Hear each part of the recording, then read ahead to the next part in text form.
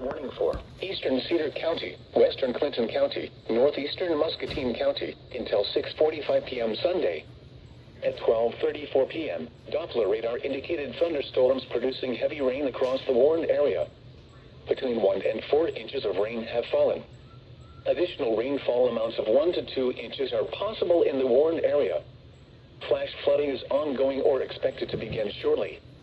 Expected hazards include flash flooding caused by thunderstorms. Radar. The following impacts are expected: flash flooding of small creeks and streams, urban areas, highways, streets and underpasses, as well as other poor drainage and low-lying areas. Some locations that will experience flash flooding include Durant, Wilton, Loudoun, Wheatland, Lost Nation, Calamus, Bennett, Toronto, Bennett Park, Walnut Grove Park, Massillon Park, Sunbury and Lyons.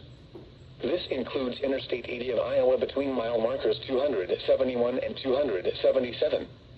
Turn around, don't drown when encountering flooded roads.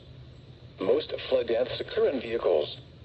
Repeating, a flash flood warning has been issued until 6:45 p.m. for the following county: Cedar, Iowa,